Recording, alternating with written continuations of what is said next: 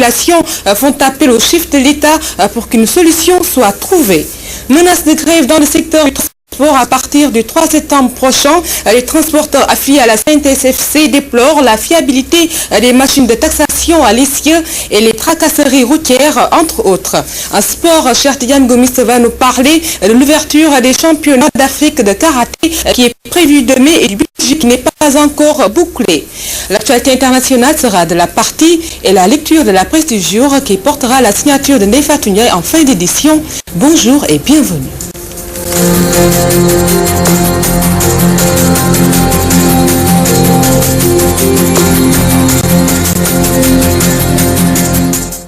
Menace de grève plane dans le secteur du transport. Des camionneurs de la CNTS/FC promettent d'observer un arrêt de travail le 3 septembre prochain. Ils déplorent la fiabilité des machines de taxation, les tracasseries sur les routes et le déguerpissement de certains chauffeurs au niveau du rond-point CIPS. Les acteurs du transport l'ont fait savoir en marge d'une réunion de leur syndicat à Cœur. Marche d'épilation de Passy Ndernerleng. Elles accusent les autorités locales d'avoir confisqué leurs matériels agricoles sous prétexte qu'elles voulaient cultiver une forêt classée. Les populations qui dégagent en touche et parlent de discrimination interpellent le président de la République à trouver une solution à ce litige foncier qui a fait plus de 3 ans. Mamadou Matarsar nous en dit plus. Cet élément n'est pas encore disponible, nous y reviendrons. Koussanar, dans le département de Tambacounda, souffre de plusieurs manquements, mais les plus décriés sont le manque d'eau et l'état désastreux des routes qui ont fini d'isoler la localité du reste de la région. En cette période hivernage, nous avons pu avoir l'élément sur Wolf FM avec Alassane Diallo. Désolation dans le Djolof avec le retard des pluies. Le cheptel se meurt. L'aliment de bétail est hors de portée des éleveurs. Ces derniers lancent un SOS. Les détails, c'est avec Tachi Achilinia. Des animaux qui meurent de faim et de soif. Image de désolation du Djolof au cœur de la zone sylvo-pastorale. Avec le retard des pluies, cette zone d'élevage vit des moments très difficiles. Absence d'aliments de bétail et manque d'eau.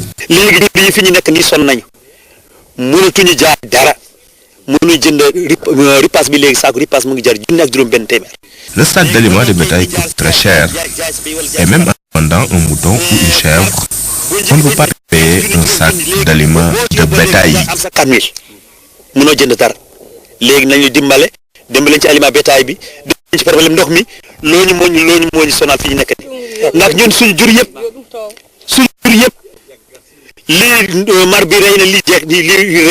L'eau, source de vie pour les hommes et les bétails, manque aussi.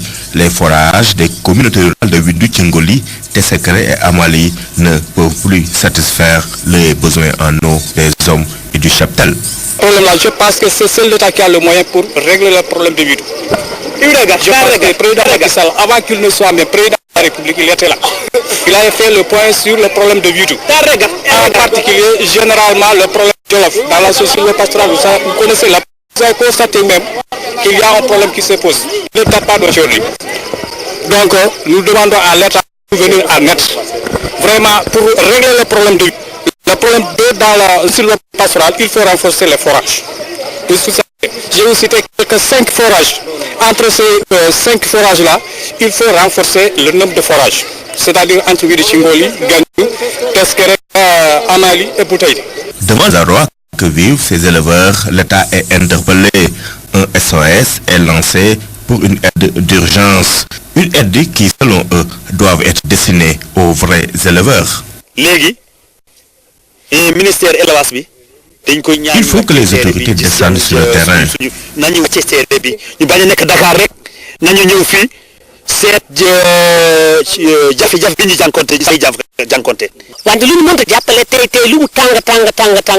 faut aussi mettre à la disposition des éleveurs de l'aliment de bétail bon marché et que cette aide aille aux véritables éleveurs.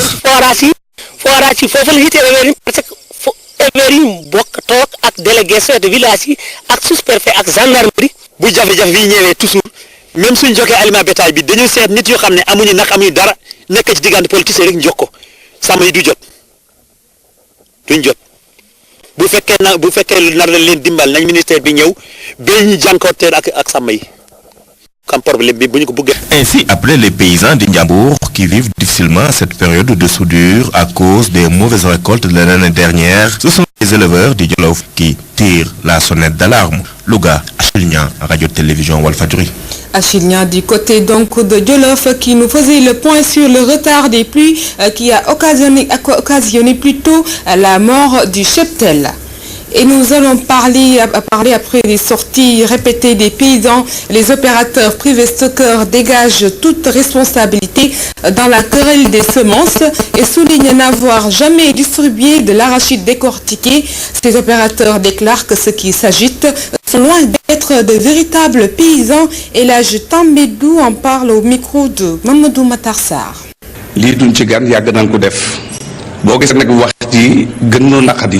Nous, les opérateurs privés stockeurs, on n'est pas des novices dans la distribution des semences. Si nous avons décidé de répondre à cela qui nous accuse d'avoir donné des de mauvaise qualité aux paysans, c'est parce qu'on veut juste éclairer l'opinion. Dans tout le Saloum, nous n'avons pas distribué. Les paysans n'ont dans aucune localité reçu des semences 73-33. Donc, nous ne pouvons pas accepter que ces gens-là ternissent notre image et nous mettre en mal contre les autorités. Nous avons distribué de bonnes graines aux paysans qui ont même commencé à semer.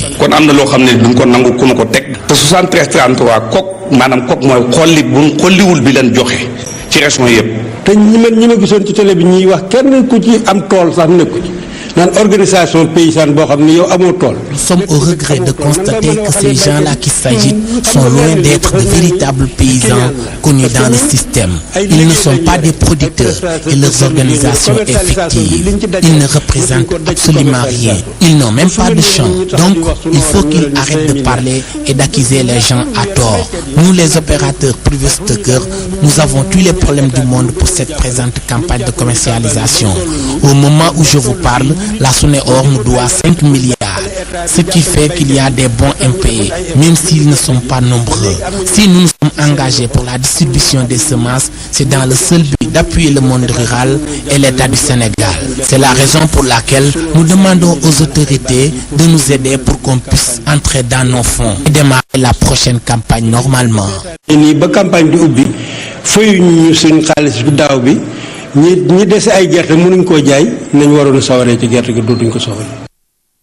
Recueilli donc par Mamadou Matar Sarr, Mbacké Bari s'apprête à célébrer son Magal qui marque le départ en exil de Cheikh Ahmadou Bamba. Dans cette bourgade du Djolof, le comité d'organisation s'attelle à accueillir les fidèles et souhaite des infrastructures à la mesure du rayonnement historique de cette cité religieuse. Léopold Tamba nous en dit un peu plus. Mbacké Bari, bourgade levée en plein cœur du Djolof, s'apprête à célébrer son Magal. Un Magal dont l'origine remonte au départ en exil de Cheikh Ahmadou Bamba Mbacké, fondateur du mouridisme. Cheikh Ndiaye est le président du collectif Mbacké Bari. Le Magal, c'est la demande de Serigne Touba, qui a demandé à tous ses talibés de remercier Dieu à chaque fois que le jour de son départ Mbacké Bari arrive. Parce que en ce jour, Dieu lui fait tellement de faveurs que sa seule personne reste insuffisante pour remercier. Touba a choisi le 18 Safar. Nous avons choisi le 10 août. Parce qu'il a quitté le samedi 10 août 1895. Ce village chargé d'histoire pour la communauté mouride est resté pendant longtemps dans l'anonymat. Mais aujourd'hui, les choses sont restituées à l'endroit. Mbacké Bari a été fondé par Mamaram vers le 18e siècle. Et puis, Mamara a vécu vers le 19e siècle. Mais c'est le fait que le Cheikh Serigne Touba Cheikh Ahmadou Bamba si propriétaire de son exil qui a vraiment donné le nom de ce village, Mbacké Bari. Aujourd'hui, la famille de Serigne Cheikh Thioro Mbacké, leurs disciples, sur recommandation de Serigne Fallou Mbacké, deuxième khalife général de Serigne Touba, travaillent à faire sortir Mbacké Bari des zones d'ombre de l'histoire. Après son exil, en 1964, notre cher Cheikh Fallou Mbacké, fils de Cheikh Khadim, est revenu pour reconstruire le village de Mbacké Bari. Dans ce village auréolé par Cheikh Ahmadou Bamba Mbacké, aujourd'hui la préoccupation majeure de la famille de Serigne Cheikh Thioro Mbacké reste la modernisation de la cité religieuse. Même si des infrastructures ont été réalisées par la famille, elle souhaite l'appui de l'État pour la construction de plusieurs infrastructures de base. Touba, Walfadjri Radio TV, Léopold Tamba. Léopold Tamba, merci. Nous allons à présent passer à l'actualité.